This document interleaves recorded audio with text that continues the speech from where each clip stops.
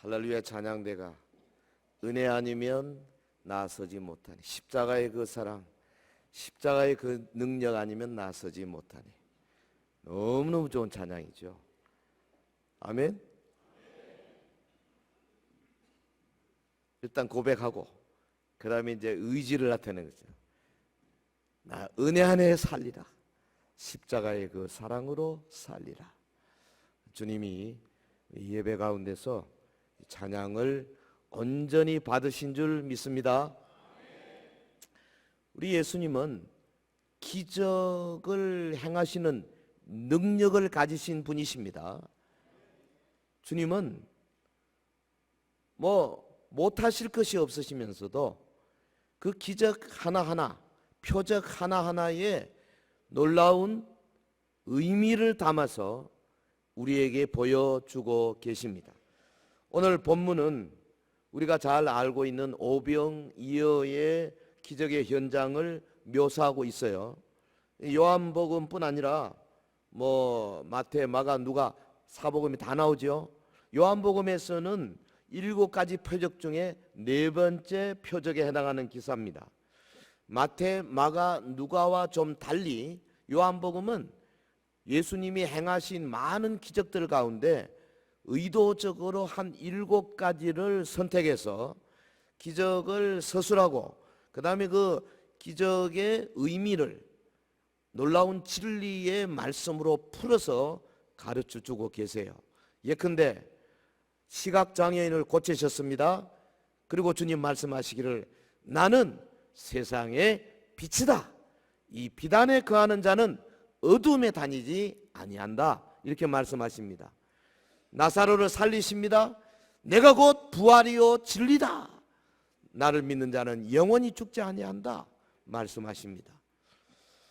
오늘 이 본문 오병이어 장정 5,000명을 먹인 이 사건을 가지고 우리 주님은 그와 연관된 생명의 떡에 관한 설교를 하고 계십니다. 때가 언제입니까? 아마 AD 29년쯤 됐을 거예요. 4월입니다. 6월절 절기가 가까운 때입니다. 요 오병이의 기적은 봄에 일어난 거예요. 그리고 나중에 이제 7병이어 4,000명을 먹는 거 있죠. 보리떡 7개로. 요 7병이어는 가을에. 그래서 우리가 영적으로 보면 오병이어는 주님의 재림, 7병이어는 오병이어는 주님의 초림, 7병이어는 주님의 재림을 묘사하고 있다. 이렇게 상징적으로 해석할 수도 있습니다. 성경은 기가 막히게 모든 것들이 다 연결되어 있어요. 오늘 그렇게 깊은 이야기를 할 시간이 없어서 바로 본문을 진행해 나가겠습니다. 주님은 해마다 6월절이면은 예루살렘에 가셨는데 이 해에는 가지 않으셨어요. 왜? 당시에 예루살렘 근처에 있던 종교 지도자들과 예수님과의 상당한 충돌이 예상되기 있기 때문에 예수님은 하나님의 때가 오기 전에는 유대인들과 전면적인 충돌을 원치 않으신 것으로 보입니다. 이 오병이어의 사건이 예수님의 갈릴리 사역의 정점을 이루고 있어요. 주님은 유대와 예루살렘에서는 배척을 받으셨어요. 그러나 갈릴리 지역에서는 많은 호응을 받았어요. 흔히 우리가 예수님은 이스라엘 백성들에게 배척을 받으셨다 이렇게 말하지만은 좀 어폐가 있어요. 북쪽에 있는 갈릴리 지역에서는 예수님이 가는 곳곳마다 수많은 사람들이 주님을 따르고 주의 말씀을 받았어요. 단지 유대와 예루살렘 지역에 있는 이 당시 당국자들이 예수님을 시기 질투해서 빌라도에게 넘긴 거 아니겠습니까? 주님께서 오병이어의 기적을 행할 때 무리들이 예수님을 막 왕으로 옹립하려고 했다. 오늘 본문 마지막 절에 그랬지 않습니까? 그래서 예수님은 우리에게 이 사건을 기록하게 하신 다음에 뭐를 가르쳐 주려고 하느냐? 요한복음 6장이 우리에게 던져주는 교훈은 매우 명백합니다. 곧 물질적 욕구를 충족시키려는 동기를 가지고 예수님께 나와서는 안 된다는 거죠. 다시 말하면 물질적 욕구가 예수님을 따르는 동기가 된다면 떡을 먹고 배부른 무리처럼 잠시는 좋아할 수 있지만, 그러나 바람이 불고 파도가 치고 핍박이 오고 어려움이 오고 인내가 필요하고 십자가를 져야 되고 이쯤 되면 다 떠나갈 수밖에 없다 그 말이죠. 본문에도 그렇습니다. 주님이 진리의 말씀, 내가 하늘로부터 내려온 생명의 떡이다 이렇게 말하니까, 이렇게 장정 5천 명, 뭐 여자와 애들까지 하면 한 2만 명은 데려봅니다. 그 많은 무리들이 다 떠나갔어요. 예수님은 떠나가는 사람을 붙들지 않았습니다. 그리고 주변에 마지막으로 둘러있던 12 제자에게 말씀하셨잖아요. 너희도 가려느냐? 영어 한마디 써볼까요? Shall you go? 그랬더니 베드로가 뭐라 그랬습니까? 주여, 영생의 말씀이 주께 있는데 우리가 어디로 가겠습니까? 다 떠나갔어요. 정말 주님을 따르는 사람 소수만 남았다 그 말이죠. 요한복음 6장의 메시지는 분명합니다. 우리가 물질적 동기를 가지고 주님을 따라서는 절대 안 된다. 영생, 부활, 주님이 주시는 하나님의 나라의 소망, 이걸 가지고 따라가야 한다. 믿으시면 아멘. 이왕 아멘 하는 김에 두 손 들고 아멘. 예, 지난번에 광화문에 가니까 그렇게 하더라고. 두 손 들고 아멘. 참, 하나님께서요, 이 성경 말씀에 주시는 교훈을 하나하나 우리에게 묵상하라고 말씀하신 이유가 여기 있습니다. 그냥 표피적으로 알아가지고는 주님의 깊은 뜻을 알 수가 없어요. 하나님이 우리에게 주고자 하시는 가장 귀한 선물이 뭡니까? 영생입니다. 하나님이 우리에게 주시는 가장 복된 선물이 뭡니까? 부활입니다. 하나님이 우리에게 주시는 최고의 선물이 뭡니까? 천국입니다. 믿으시면 아멘. 그래서 영생, 부활, 핵심이 누구예요? 예수 그리스도예요. 그분을 믿는 자에게 하나님은 어마어마한 약속을 주고 계신, 오병이의 떡 배부른 정도가 아니에요. 요즘 무슨 배고파서 그렇게 어려운 사람이 얼마나 있습니까? 오늘 21세기 우리 성도들에게 주시는 말씀은 생명의 떡, 영생, 부활, 성령 충만, 소망, 비전. 아까 우리 강장로님 기도해 너무 큰 기도를 많이 하셔가지고 내가 설교할 게 없네. 예. 비전이 비전. 오늘 본문을 통해서 예수님이 오병이의 현장에서 어떤 모습으로, 어떤 마음으로 무리들에게 복을 주셨는가, 이걸 좀 생각하겠습니다. 오병이의 현장에 예수님이 어떤 분이신가, 요거를 오늘 본문을 통해서 우리가 좀 뽑아내고 그것을 우리에게 적용해서 이 어려운 시대를 헤쳐나가는 지혜가 되기를 주의 이름으로 축원합니다. 자, 첫 번째, 오병이의 현장에 예수님은 어떤 분이냐? 본문 5절에 보면 무리들이 배고파하는 것에 깊은 관심을 가지셨어요. 이 경우는 배고파하는 것이지만은 또 죄로 인해 허덕이는 모습, 병에 걸려서 어려워하는 모습, 가정의 어려운 문제를 가지는 모습, 모든 것들을 보시고 우리 주님은 깊은 연민을 나타내시는 분이십니다. 우리는 이런 주님을 사랑합니다. 주님은 우리의 처지를 아시고 우리를 불쌍히 여기시고 우리에게 관심이 아주 많으시다 그 말이죠. 자신을 따놓은 많은 무리들에게 긍휼한 마음을 가지셨어요. 여러분, 그들의 정신적인 황폐함, 영적인 방황의 모습을 안타까이 여기셨을 뿐 아니라 육체적으로 배고파하는 것까지도 아주 안타까운 마음을 가지시고 연민의 정을 가지셨다 그 말이죠. 본문에 보면 예수님이 무리가 나오는 것을 눈을 들어 보셨다 그랬어요. 굳이 눈을 들어 안 봐도 되는데요, 그렇게 표현 안 해도 됩니다. 근데 왜 눈을 들어라는 표현을 썼을까요? 이런 표현을 사용한 것은 예수님이 지극히 관심을 가지셨다라는 것을 보여주는 요한의 표현이에요. 눈을 들어 큰 무리가 자기에게로 오는 것을 보셨어요. 마치 목자 없는 이런 양, 목자를 잃어버린 양처럼 불쌍한 무리들을 측은히 여기시는 예수님의 눈망울을 연상케 하는 구절입니다. 주님은 무리들에게 말할 수 없는 연민의 정을 가지고 계셨어요. 5절을 다시 한번 보겠습니다. 5절, 예수께서 눈을 들어 큰 무리가 자기에게로 오는 것을 보시고, 다 같이 할까요? 빌립에게 이르시되 우리가 어디서 떡을 사서 이 사람들을 먹이겠느냐 하시니. 물론 빌립을 테스트하기 위한 거죠. 그런데 주님이 큰 무리의 식사를 걱정하신 이유는 마태복음의 기록처럼 무리를 불쌍히 여기는 마음, 긍휼, 이것 때문이었죠.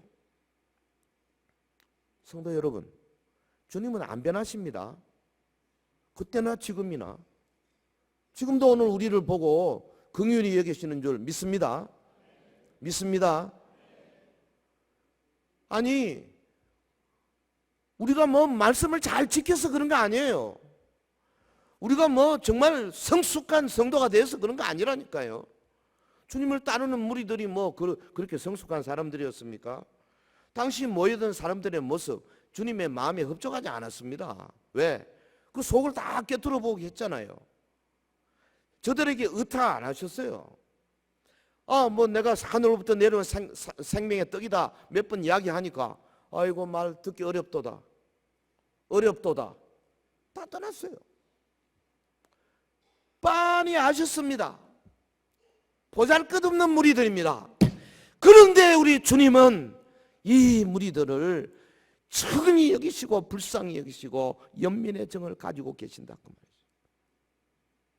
저는 이 주님을 사랑합니다.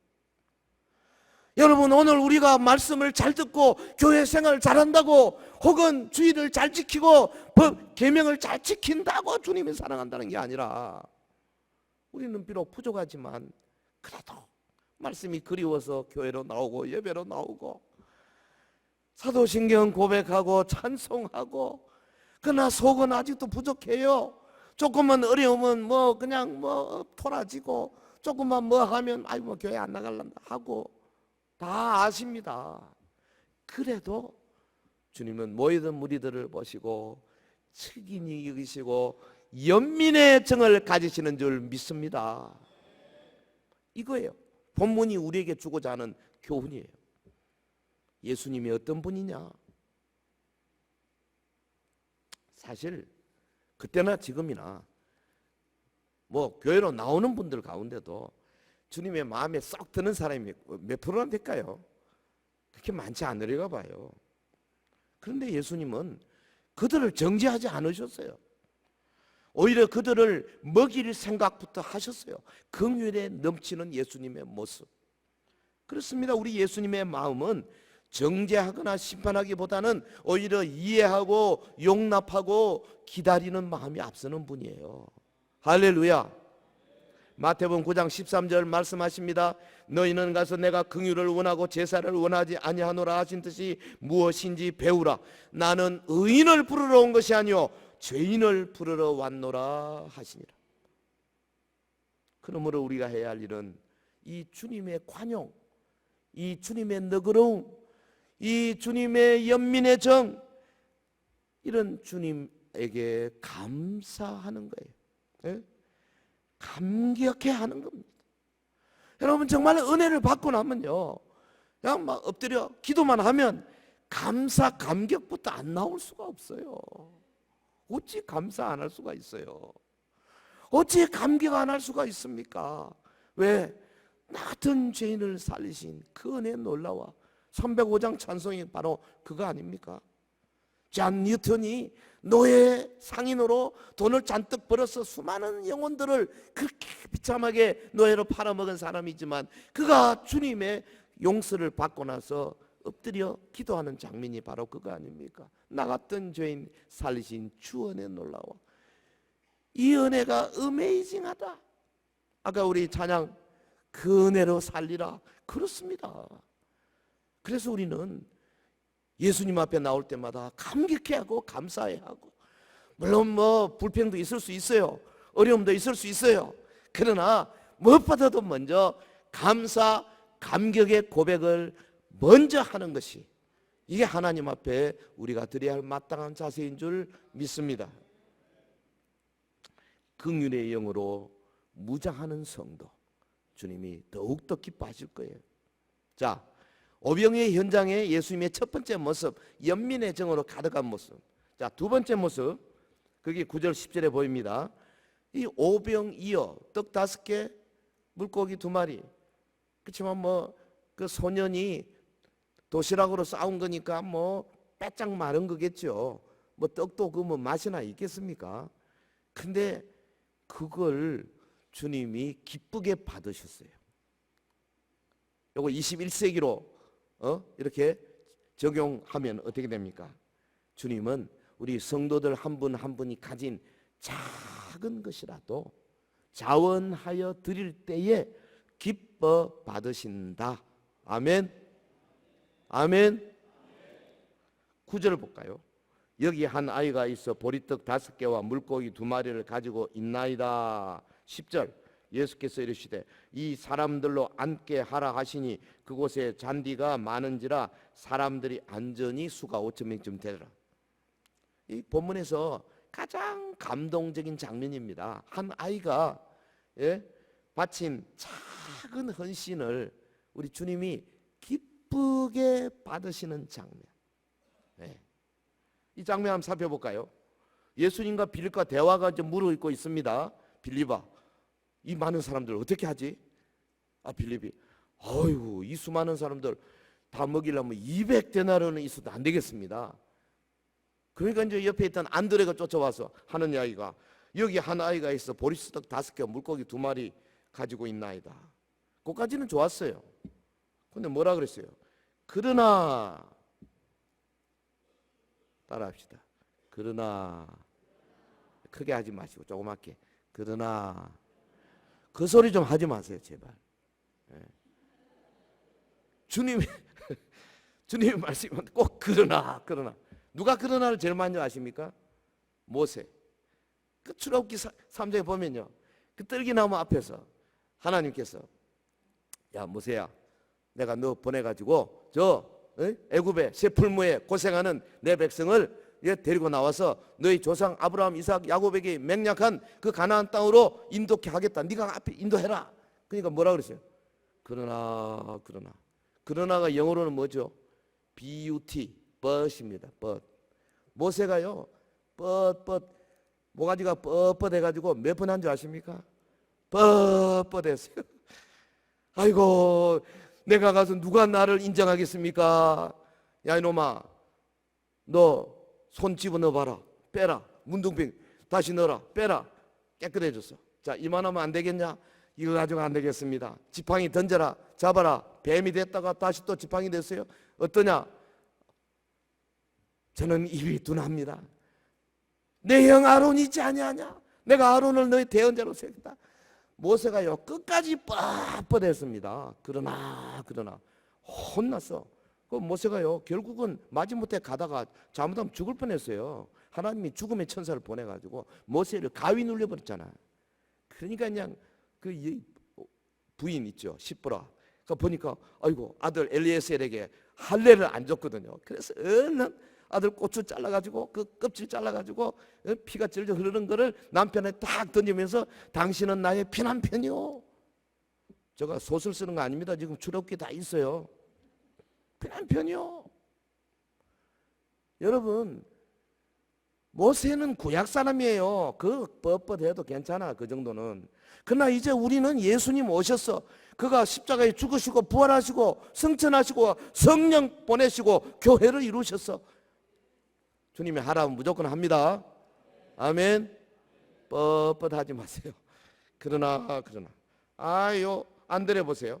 그러나 그것이 이 많은 사람에게 얼마나 되겠사옵나이까. 할렐루야 찬양돼. 나 하나쯤 빠져도 할렐루야 무슨 문제가 되겠사옵나이까. 그러지 말라 그 말이야. 한 사람이 중요한 거예요. 믿습니까? 작은 헌신도 귀하게 받으시는 우리 주님. 그런데 주님하고 제자들하고는 생각이 틀렸어요. 안드레는 오병이어가 장정만 5천 명 되는 군정들에게 아무런 소용이 없다는 거 알았습니다. 맞아요. 그런데 여러분, 이 작은 도시락이 기적의 원동력이 되는 거예요. 기적은 우리 주님께서 이 작은 헌신을 기쁘게 받으심으로 시작되는 겁니다. 할렐루야. 여러분, 서연교회의 기적은 작은 헌신, 하나님이 받으심으로 거기서부터 시작해서 파생돼가는 많은 일들, 하나님이 계속 인도해 가시는 것으로 기적이 막 증폭되어 가는 거예요. 예? 우리는 흔히 기적이 뭐 하늘에서 뚝 떨어지는 걸 알고 있지만, 물론 그럴 수도 있어요. 그러나 그렇지 않은 경우가 훨씬 더 많습니다. 많은 경우 성도를 통하여 역사해요. 믿으시면 아멘. 저는 우리 서영교회가 이렇게 거대한 교회당을 짓는 것도 성도를 통해서 하시지, 하나님이 하늘에서 막 돌덩이를 막 떨어뜨려 가지고 지은 것이 아니라고 나는 확신해요. 예, 여러분도 확신하죠? 우리의 헌신이에요. 여러분 보십시오. 같은 사건을 기록하고 있는 마가복음 보면은 예수님이 제자들에게 뭐라고 하냐면 너희에게 떡 몇 개가 있느냐 이렇게 물었어요. 요한복음에는 그걸 생략했는데요. 무슨 말이냐 하면 예수님이 하늘로부터 떡이 뚝 떨어지도록 하는 능력이 있지만, 뭐 만나를 주실 수 있는 능력이 있지만, 그러나 그렇게 하지 아니하시고 이 경우에 아무리 작은 것이라도 현재 그들이 가지고 있는 것을 사용하기로 작정하신 겁니다. 떡 몇 개나 있느냐 한번 살펴봐라. 현재 내게 있는 것이 뭐냐? 그걸 가져와라. 그렇습니다. 근데 우리는 어떻습니까? 주님, 지금은 가진 것이 별로 없으니까요, 제가 한 5년 동안 10년 동안 열심히 해가지고 돈을 잔뜩 벌어가지고 그렇게 어떻게 해보겠습니다. 우리 주님의 마음은 그런 거 아닙니다. 예수님은 우리에게 내일 가지고 오라고 말씀하지 않으세요. 지금 현재 네가 가지고 있는 것이 뭐냐? 네가 가지고 있는 시간, 물질, 사회적인 영향력, 혹은 어떤 인간관계, 너의 헌신, 너의 과거의 경험, 은사 뭐냐? 지금 가지고 있는 것을 주 앞에 드릴 때 주님이 기쁘게 받으시는 줄 믿습니다. 바로 이거예요. 선지자 엘리야 시대에 여러분 시돈 사람 사르밧 과부를 살리는 장면 아시잖아요. 예? 가뭄으로 극심한 어려움을 겪고 있을 때 그 과부 집에 아들하고 둘이서 마지막으로 나무 쪼가리 해서 이거 기름에 묻혀가지고 마지막 먹고 죽으려고 하는데 엘리야가 가가지고 그 날다라고. 야, 하나님의 사람이 좀 너무 심하죠. 근데 열왕기상 17장 12절에 이 여자가 하는 말 보세요. 당신의 하나님 여호와께서 살아계심을 두고 맹세하노니 나는 떡이 없고 다만 통에 가루 한 움큼과 병에 기름 조금뿐이라 내가 나뭇가지 둘을 주어다가 나와 내 아들을 위하여 음식을 만들어 먹고 그 후에는 죽으리라. 그런데 그걸 달라 그랬어요. 그랬더니 그 여자가 선지자의 말에 순종해서 드렸어요. 무슨 일이 일어났습니까? 뭐 작은 겁니다. 이거 별거 아닙니다. 무슨 일이 일어났습니까? 그 결과가 어땠습니까? 하나님께서 3년여 동안 여러분 통에 가루가 떨어지지 않게 하시고 병에 기름이 떨어지지 않게 하시고, 이거 뭐 어마어마한 사건이죠. 성도 여러분, 오늘 내가 가지고 있는 작은 것을 주님 앞에 기꺼이 자원하는 마음으로 드릴 때 주님은 그것을 기쁘게 받으시고 거기서부터 주님이 원하시는 방향으로 얼마든지 확장시켜 나가실 수 있는 분이시라는 사실, 우리 다 같이 믿으시면 아멘. 여러분 테레사 수녀 이야기 있잖아요. 고아원을 처음 세울 때 그 인도 돈으로 인디안 루피로 뭐 돈 조금밖에 없었대요. 옆에 사람들이 그랬답니다. 당신님 그거 가지고 뭐 하겠냐고. 그랬더니 테레사 수녀가 그랬답니다. 테레사와 이 적은 돈으로는 아무것도 할 수 없습니다. 그러나 만일 하나님께 이 테레사와 적은 물질을 드리면 하나님은 못하실 것이 없습니다. 할렐루야. 이 믿음이에요. 여러분, 소년의 도시락을 받으시던 주님은 우리의 작은 헌신이라도 기쁘게 받으십니다. 이런 예수님을 얼마나 알고 계신지 모르겠어요.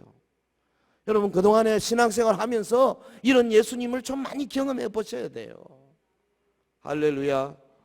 주님은 멀리 계신 추상적인 분이 아니세요. 우리 돈 쓰는데, 우리 시간 쓰는데, 사람 만나는데, 전화하는데, 쇼핑하는데 직접 같이 일하시는 분이시라고. 거기에서 주님을 경험하셔야 돼요. 그래야 산지식이 되고 살아있는 믿음이 될 수 있는 겁니다. 여러분, 오는 주가 추수감사주일 아닙니까? 이 11월은 감사절기거든요. 이 추수감사절기에 여러분의 물질, 시간, 재능, 건강, 은사 뭐 어떤 것이든 간에 자원하는 마음으로 주님, 내가 주의 나라를 위해서 한번 써보겠습니다. 결단하시고, 특별히 내일 모레 글피 계속되는 부흥 집회 말씀 받고 은혜 받고 한번 고백하시고 결단하시고, 또 오늘 금요 기도회도 꼭 나오셔야 됩니다. 교회를 위해서 기도할 때요. 제가 지난주 이야기했죠. 지금 여기 나와 계시는 분 한 7, 80%만 금요 기도에 나오셔도 서영교회 문제는 한 달 내로 해결될 겁니다. 나 확신합니다. 여러분, 교회를 위해서 정말로 사랑한다면 이럴 때, 뭐 나중에는 힘들면 좀 빠지더라도 지금 이럴 때 같이 힘을 모아서 기도하는 그런 우리 성도들이 되어야 안 되겠어요? 이 감사의 마음을 가지고 주 앞에 나오기를 주의 이름으로 축원합니다. 자, 오병이어 현장에 주님 무리를 바라보시고 연민의 정을 가질 뿐 아니라 작은 헌신도 받으시는데요. 그 다음에 또 보십시오. 12, 13절에 보면은 그 모여든 모든 무리들을 배불리 먹고 남도록 하셨어요. 배불리 먹고. 21세기 용어로 번역한다면 풍성하게 채워주신 거죠. 이 주님이십니다. 여러분, 주님은 우리에게 풍성하게 채워주시기를 원하시는 분이세요. 12, 13절 같이 할까요? 12, 13절 시작. 그들이 배부른 후에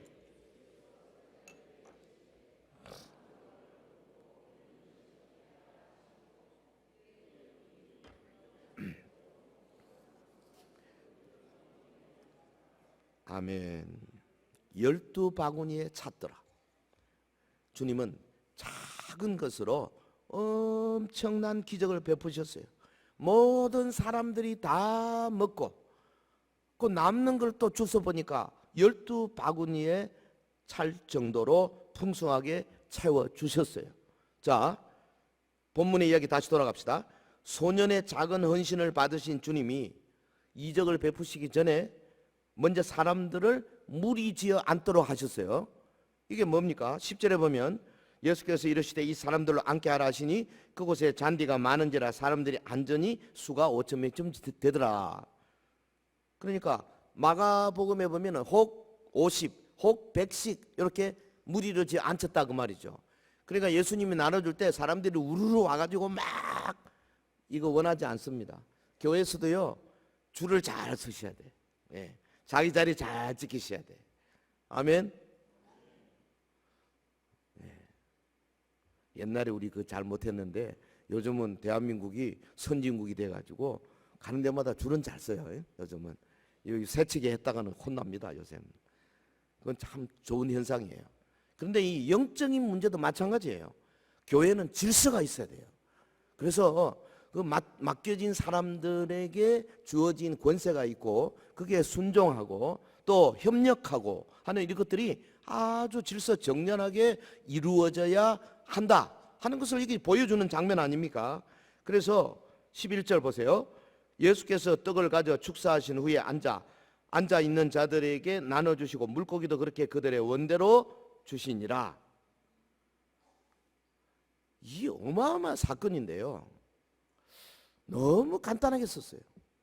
아마 지금 조선일보 뭐 한겨레 뭐 무슨 중앙일보 기자들한테 이걸 취재하라 그러면요, 막 어마어마하게 막 형용사, 부사 막 이런 거 써가지고 막 썼을 겁니다. 근데 성경은 그런 거 없어요. 그냥 아주 간단하게 떡을 가져 축사하신 후에 앉아 이제 나눠주시고 물고기도 그렇게 그들의 원대로 주시니라. 이 장면을 여러분이 가만히 한번 상상해 보세요. 예수님이 자 50, 100씩 다 무리를 앉혔습니다. 이 지금 언덕이겠죠, 언덕. 그 오병이의 산이라고 지난번에 가보니까 뭐 거기인지 아닌지는 자세히 모르지만 약간 언덕이에요. 예수님이 그 많은 사람들 앞에서 요만한 한 묶음도 안 되는 거 딱 들고 하늘을 향해 축사를 하시는 겁니다. 아버지여 감사합니다.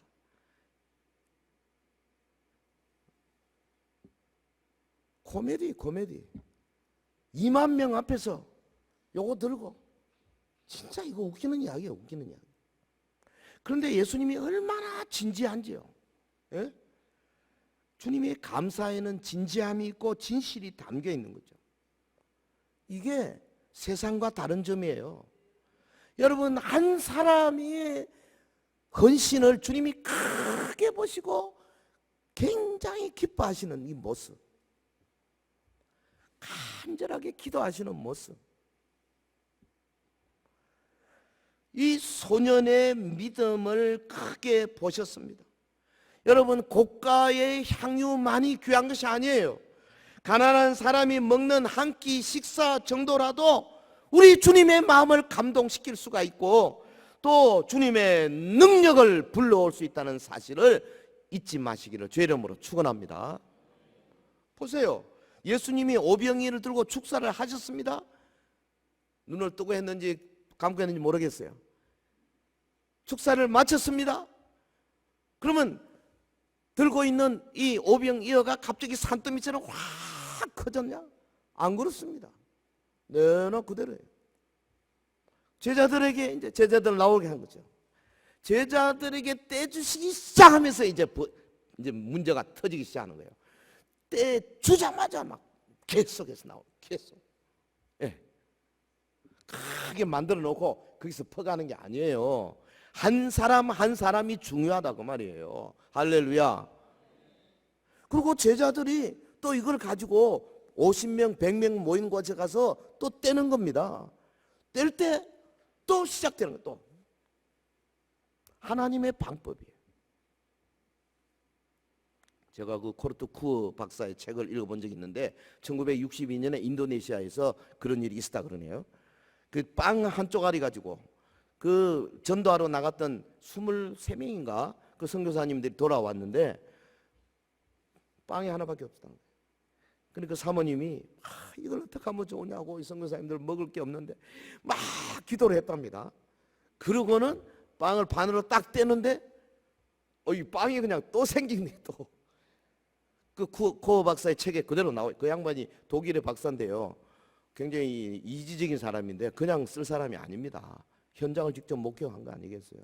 하나님은 급하면 그렇게도 하세요. 할렐루야. 예수님이 제자들에게 나눠주시고 제자들이 군중들에게 나눠주고 군중들이 옆 사람에게 나눠줄 때 기적이 막 일어나는 겁니다. 하나님의 은혜가 임합니다. 성도들이 은혜를 받습니다. 옆 사람에게 간정하고 은혜를 나눕니다. 또 은혜가 계속 나눠져 갑니다. 전도가 일어납니다. 기적이 일어나는 거예요.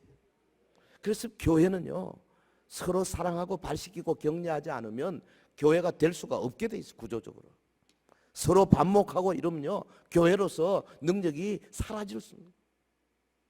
서로 사랑하고 서로 발시키고 서로 격려하는 이런 아름다운 공동체가 되어져야 하는 겁니다. 여러분, 주님의 능력을 보십시오. 주님께는 능치 못함이 없습니다. 주님은 모두에게 나눠줄 수 있도록 풍성히 채워주시는 분이십니다. 그럼에도 불구하고 우리가 실제로 풍성하게 받아들이지 못하는 이유가 어디에 있습니까? 딱 답은 하나밖에 없죠. 믿음이 부족하기 때문에 그렇죠. 믿음입니다. 예? 우리는 주님의 말씀을 믿어야 합니다. 주님의 말씀을 믿어야 합니다. 마가복음 11장 24절 그러므로 내가 너희에게 말하노니 무엇이든지 기도하고 구하는 것은 받은 줄로 믿어라. 그리하면 너희에게 그대로 되리라. 할렐루야. 요한복음 15장 7절 너희가 내 안에 거하고 내 말이 너희 안에 거하면 무엇이든지 원하는 대로 구하라. 그리하면 이루리라. 솔직히 저는 이 구절을 믿습니다. 예, 지난 수십 년 동안 그냥 어떤 때는 믿음이 좀 약할 때는 주여 믿음을 주옵소서 막 그냥 막 난리치고 금식하고 막 그랬어요. 그 믿으면요 엄청난 일이 생겨요. 놀라운 약속 아닙니까? 믿음으로 구하기만 하면 얼마든지 주신다고 약속하셨다니까요. 주님의 풍성한 은혜, 남은 조각 12바가니에 가득히 담도록 주께서 풍성하게 채워주시는 분이시다. 여러분 여기서 지금 주님이 음식 그 떡하고 생선 풍성히 먹인 그게 답니까? 단순히 음식 문제로 그치는 겁니까? 아니잖아요. 여기 지금 주님 자신이 우리의 영혼을 먹이는 생명의 떡이 되어서 이 땅에 오셨다. 바로 이어서 주님이 설교하시지 않습니까? 너희들이 먹은 이 떡처럼 내가 하늘로부터 내려온 너희를 살리는 떡이다. 생명의 떡이다. 너희가 이걸 먹고 너희가 산 떡이 돼야 한다. 할렐루야. 본문 27절에 보면 썩을 양식을 위하여 일하지 말고 영생하도록 있는 양식을 위하여 하라. 35절에 나는 생명의 떡이니 내게 오는 자는 결코 줄이지 아니할 터요 나를 믿는 자는 영원히 목마르지 아니하리라. 여러분 54절 내 살을 먹고 내 피를 마시는 자는 영생을 가졌고 마지막 날에 내가 그를 다시 살리리니 내 살은 참된 양식이요 내 피는 참된 음료로다. 주님의 이 쏟아지는 진리의 말씀들, 당시의 무리들은 이것을 받지를 못했습니다. 그런데 오늘 2000년 지난 우리 이 시대 사랑하는 서연의 성도들은 이 말씀을 다 받을 수 있는 역량이 있는 줄 믿습니다. 우리 예수님 생명의 떡이에요. 주님께 나아가는 자, 주님을 믿고 주님을 섬기는 자는 참된 양식을 찾은 사람들 아닙니까? 오병이어의 물리적인 기적을 일으키신 주님의 능력도 대단하지만은 그러나 그것보다 100배, 10,000배 더 대단한 것은 자신의 몸을 우리에게 생명의 떡으로 주시는 주님의 희생, 주님의 온전한 삶, 헌신, 이게 훨씬 더 큰 거죠. 사랑하는 성도 여러분, 이 오병이어의 현장에서 주님이 우리를 불쌍히 여기시고 연민의 정을 가지고 계시다는 사실을 절대 잊어버리지 마시기 바랍니다. 그래서 내가 뭐 잘해야 주님이 나를 사랑하시 아닙니다. 있는 그대로 나오시면 돼요. 그리고 내게 있는 그대로 작은 거 하나라도 특별히 우리 감사절기에 여러분 주님 앞에 드리고자 하는 마음을 가지시기를 바라고요. 그리고 우리 주님 앞에 나오는 자는 우리의 필요를 다 풍성하게 채워주시는 분이라는 사실을 믿음으로 고백하고 감사할 때 주께서 여러분의 앞길에 끊임없이 풍성한 채움을 주시는 놀라운 기적이 계속될 줄 믿습니다. 위대하신 주님이십니다. 정말로 우리 그런 노래도 있잖아요. 위대하신 주님, 원더풀하신 주님, 너무나 멋진 주님. 당시 백성들은 흥분해서 그를 왕으로 옹립하려고 했지만은 그러나 인간적인 영광을 뒤로하고 홀로 기도하러 산으로 가시던 그 주님, 이 주님 앞에 우리의 모든 것을 내려놓아야 되겠습니다. 이 주님을 위해서라면 무엇이라도 내어놓을 수 있는 믿음을 키워야 되겠습니다. 여러분 이 주님의 살과 피에 동참하여 여러분의 영혼을 살찌우는 성도가 되기를 주의 이름으로 축원합니다. 이 주님을 위해서라면 죽기까지 따를 수 있는 용기를 가지는 성도, 우리의 목표가 되어야 할 것입니다. 그래서 우리의 앞서가신 귀한 믿음의 선진들처럼 우리도 우리의 남은 생애를 온전히 주 앞에 드려서 내 몫에 대인 십자가를 지고 주를 따르는 사랑하는 서인의 성도들이 되기를 주의 이름으로 축원합니다. 축원합니다.